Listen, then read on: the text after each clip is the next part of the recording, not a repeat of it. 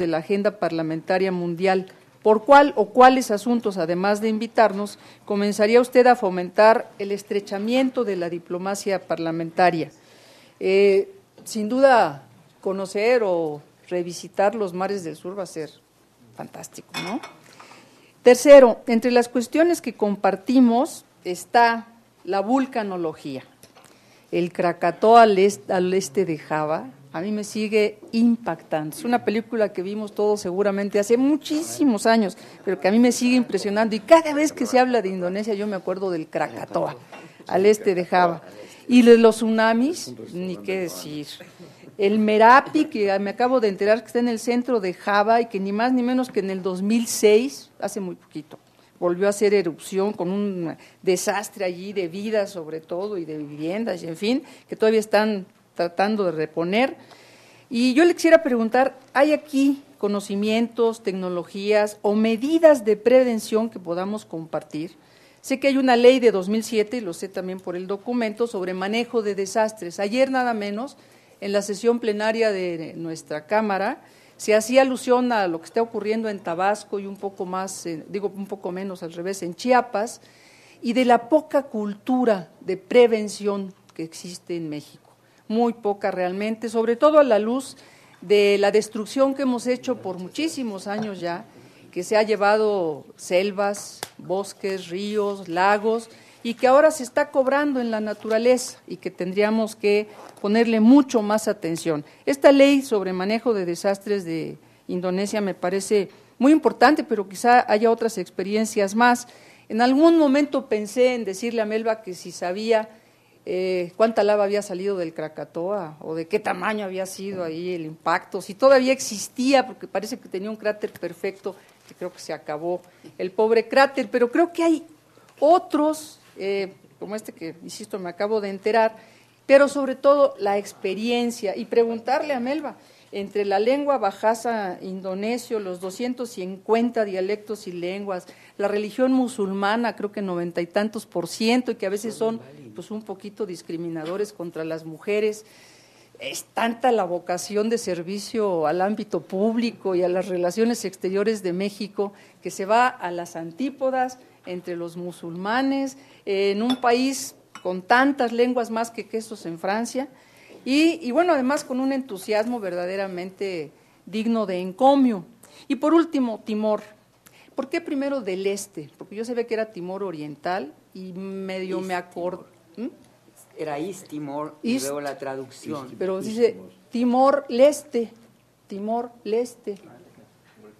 ¿No? Timor-Leste, bueno, yo básicamente me acordaba de Timor por el conflicto ante la intervención de Indonesia, del cual, bueno, pues ya me enteré que es ahora una república independiente con enormes, gravísimas carencias económicas, político-electorales. Me dio mucho gusto saber que México ha colaborado, sobre todo en esta materia, a través del IFE y en algunas otras cuestiones, pero les hace falta todo. Y observo también que usan como moneda el dólar estadounidense.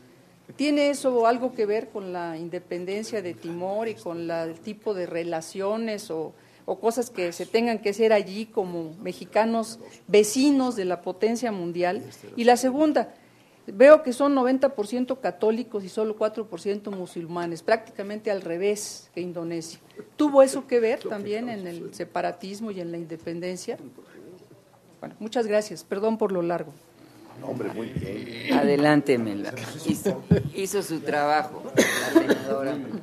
Senadora, muchísimas gracias. Sobre todo, gracias por haber leído mi carpeta, creo que sí. Efectivamente, la senadora, en la visita de cortesía que amablemente me recibió, me dijo que me iba a preguntar lo de Krakatoa. Entonces, hablé a la Universidad de Colima, en donde hay un observatorio del volcán de Colima. Y amablemente los ingenieros de ahí me platicaron cómo funciona esto. Indonesia tiene la franja volcánica más activa del mundo. Ahora que estaba yo preparando mi carpeta, todo el mundo me escribía y me decía, oye, hubo un temblor, oye, ya no sé qué pasó, oye, hubo un tsunami, y yo solamente les contestaba, el país se mueve. Y es cierto, el país se mueve. Para que tengamos una idea de Krakatoa, de verdad fue muy interesante su pregunta y sí me documenté. En 1883 hizo erupción Krakatoa. Se calcula, 1883, en mayo del 83 para ser exactos. Se calcula que hubo 20 kilómetros cúbicos de lava en el Krakatoa. Para tener una proporción, porque yo les decía a los vulcanólogos, ¿qué quiere decir eso de 20 kilómetros cúbicos de lava? O sea, ¿cómo se mide eso? Y me dijeron que en 1943, cuando el Parincutín hizo erupción en México, se calcula también que hubo 1.3 kilómetros cúbicos. Entonces, la proporción fue de 20 kilómetros cúbicos de Krakatoa a 1.3 kilómetros cúbicos del Paricutín. Son cálculos vulcanológicos que le agradezco mucho que me haya permitido investigar, para que tengamos una idea de que si ven alguna vez una banderita ahí en medio de la lava, pues va a ser la bandera mexicana de por favor, aquí estamos, vengan a rescatarnos. Efectivamente, Indonesia ha tenido una transición política, económica y social muy, digamos, activa, sobre todo en los últimos años. Para que nos demos una idea, 1945 se crea Indonesia, tiene una independencia de Holanda inicialmente, o más bien al final es una independencia de Holanda. Han tenido 6 presidentes desde entonces. El primer presidente dura 20 años, el segundo presidente dura 30 años y los 4 presidentes subsecuentes son de 97 para acá. Este presidente es el primer presidente, digamos, por votación directa y lleva 3 años. ¿Qué va a pasar? Difícil decirlo. Pronto habrá tanto elecciones parlamentarias como elecciones presidenciales. Ahí son 2 lógicas, la elección parlamentaria y la elección presidencial. El presidente llega al poder con una coalición. Se calcula, los estudiosos del tema calculan que dentro de un año o año y medio, esa coalición va a tomar distancia porque viene la nueva elección. En economía, como decía yo en mi texto, digamos antes de la crisis del 97, crecimientos por arriba del 8%, hoy, a pesar de la crisis, crecimientos por arriba del 5% comprobados. Entonces, la crisis les pegó y les pegó muy fuerte, pero han hecho trabajo muy importante. En diplomacia parlamentaria, hace apenas 2 meses, estuvieron aquí algunos parlamentarios indonesios muy interesados en varios de los temas de la agenda, digamos, parlamentaria de México. Hay temas importantísimos, no solamente en la diplomacia parlamentaria, sino también en los temas de interés nacional.